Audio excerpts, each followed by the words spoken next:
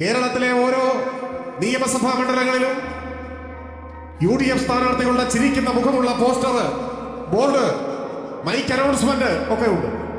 അതിനെല്ലാം ഉപയോഗിക്കുന്ന കാശ് വയനാട്ടിലെ പാവപ്പെട്ട മനുഷ്യരുടെ പേര് പറഞ്ഞ് പിരിച്ച കാശ്. ഇവിടുത്തെ UDF സ്ഥാനാർത്ഥിയുടെ ചിരിക്കുന്ന മുഖമുള്ള പോസ്റ്ററിന്റെ പിന്നിൽ സ്വന്തം കുഞ്ഞുങ്ങളെ നഷ്ടപ്പെട്ട വയനാട്ടിലെ ഒരമ്മയുടെ കണ്ണുനീരുണ്ട്. മാതാപിതാക്കളെ നഷ്ടപ്പെട്ട കുഞ്ഞുങ്ങളുടെ കരയുന്ന മുഖമുണ്ട്. ആ ദുരന്തത്തിൽ പൊലിഞ്ഞുപോയ മനുഷ്യരുടെ വിലാപങ്ങളുണ്ട്. അത് വിറ്റ കാശാണ് ഈ കാട്ടുകള്ളന്മാർ ഈ തെരഞ്ഞെടുപ്പിൽ പോസ്റ്ററായി, ബോർഡായി നാട്ടിലാകെ പ്രദർശിപ്പിക്കുന്നതെന്നോർത്തോളം. മനുഷ്യരായി പിറന്നവർക്ക് ചെയ്യാൻ പറ്റിയ പണിയാണ്. അതിന് മനുഷ്യരല്ലല്ലോ, മനുഷ്യന്റെ രൂപമുണ്ടെന്നേ ഉള്ളൂ, മനുഷ്യത്വമില്ല. മനുഷ്യത്വം തൊട്ടു തീണ്ടിയിട്ടില്ലാത്ത ദുരന്തങ്ങളെ തട്ടിപ്പിനുള്ള അവസരങ്ങളാക്കി മാറ്റിയ, നാടിനെ കൊള്ളയടിച്ച വൻ തസ്കര സംഘമാണ് ഇവര്. കേരളത്തിൽ അധികാരത്തിൽ വന്നാലോ എങ്ങനെയിരിക്കും? പിന്നെ ഈ കേരളത്തിലൊന്നും ബാക്കി ഉണ്ടാവില്ല. എനിക്കൊന്നേ പറയാനുള്ളൂ, പലതരം മോഷ്ടാക്കളെ കുറിച്ച് നമ്മൾ കേട്ടിട്ടുണ്ട്, പലതരം നാടിനെ വിറപ്പിച്ച കള്ളന്മാരെ കുറിച്ച് കേട്ടിട്ടുണ്ട്. പക്ഷേ ദുരന്തത്തെ തട്ടിപ്പിനുള്ള അവസരമാക്കി മാറ്റിയവരെ കുറിച്ച് കേട്ടിട്ടില്ല. മൃതശരീരങ്ങൾ കാണിച്ച് ഹൃദയാലുക്കളായ മനുഷ്യരിൽ നിന്ന് പണം വാങ്ങി അത് തിന്നവരെ കുറിച്ച് നമ്മൾ കേട്ടിട്ടില്ല. അങ്ങനെ ചെയ്തവർ എന്തും ചെയ്യും, എന്തും ചെയ്യും. ഇവിടെ UDFന് വോട്ട് അഭ്യർത്ഥിച്ചുകൊണ്ട് കോൺഗ്രസ് പ്രവർത്തകർ വീട്ടിൽ വരുമ്പോൾ ഒരു കണ്ണു വേണം. മൃതശരീരം കാണിച്ച് കാശ് വാങ്ങി പിരിച്ച് മോഷ്ടിച്ചവരാണ്. അവർക്ക് നിങ്ങളുടെ വീടെന്നോ മറ്റൊരു വീടെന്നോ ഒന്നും ഒരു നോട്ടം ഉണ്ടാവില്ല. വിലപിടിപ്പുള്ളത് എന്തെങ്കിലും പുറത്തുണ്ടോ, വീട്ടിൽ വിലപിടിപ്പുള്ള സാധനങ്ങൾ സുരക്ഷിതമായിട്ടാണോ ഇരിക്കുന്നത്, ഒരു കണ്ണ്, ഒരു ശ്രദ്ധ ഉണ്ടായാൽ നിങ്ങൾക്ക് നല്ലത്. അത്രേ എനിക്ക് പറയാനുള്ളൂ. വോട്ട് ചോദിച്ച് വരുന്നവരെയും സൂക്ഷിച്ചോളണം. ഈ സംസ്കാരമാണ്, ഈ രാഷ്ട്രീയമാണ്. അത് കേരളത്തിന്റെ അപകടമാണ്. ഞാൻ കൂടുതലൊന്നും ദീർഘിപ്പിക്കുന്നില്ല. ഈ തിരഞ്ഞെടുപ്പിൽ തീരുമാനമെടുക്കുമ്പോൾ ദുരന്തം മറയായി നാടിനെ കൊള്ളയടിച്ചവർ കേരളത്തിലെ ജനങ്ങളെ കബളിപ്പിക്കാനായി ഒരിക്കൽ കൂടി കടന്നു വരുമ്പോൾ ജാഗ്രതയോടെ അകറ്റി നിർത്താൻ തയ്യാറാവണം എന്നതാണ് അഭ്യർത്ഥന. ഒപ്പം നമ്മുടെ പെൻഷൻ മുടങ്ങാൻ പാടില്ല, ലൈഫ് പദ്ധതി അവസാനിക്കാൻ പാടില്ല, പവർ കട്ട് തിരികെ വരരുത്, പാഠപുസ്തകങ്ങൾ മുടങ്ങിപ്പോകരുത്, സ്കൂളുകൾ അടച്ചുപൂട്ടരുത്, PSC നിയമനങ്ങൾക്ക് നിരോധനമുണ്ടാവരുത്.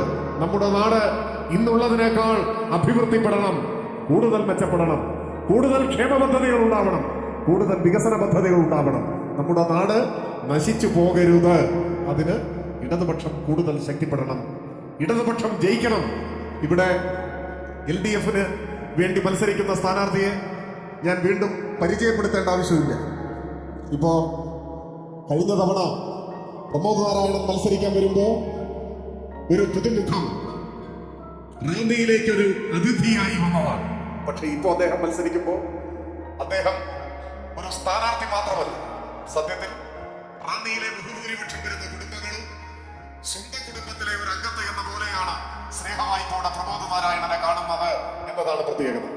ഈ നാടിന്റെ സുഖദുഃഖങ്ങളിൽ ആണ്ടിറങ്ങുന്ന, ഈ നാടിന്റെ ഉത്തമനായ ജനപ്രതിനിധിയായി കേരള നിയമസഭയിൽ റാന്നിയെ പ്രതിനിധീകരിച്ച, പതിറ്റാണ്ടുകൾ നീണ്ടുനിന്ന റാന്നിയുടെ വികസന യാത്രയുടെ യഥാർത്ഥ പിന്തുടർച്ചാവകാശിയായി വന്ന ജനപ്രതിനിധിയാണ് പ്രമോദ് നാരായണൻ. അദ്ദേഹത്തിന്റെ ചിഹ്നം 2 ഇതൊന്നും നിങ്ങളെ പറഞ്ഞ് ബോധ്യപ്പെടുത്തേണ്ട കാര്യമില്ല എന്നെനിക്കറിയാം.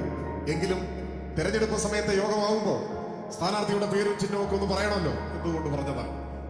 ഈ കേവല പരിചയപ്പെടുത്തലുകൾക്ക് അപ്പുറത്ത് എല്ലാവരുടെയും പ്രിയങ്കരനായ ഒരു ജനപ്രതിനിധി എങ്ങനെയായിരിക്കണം എന്ന ചോദ്യത്തിന് ധൈര്യസമേതം നമുക്ക് പറയാവുന്ന ഉത്തരമാണ് പ്രമോദ് നാരായണൻ എന്ന പേര്.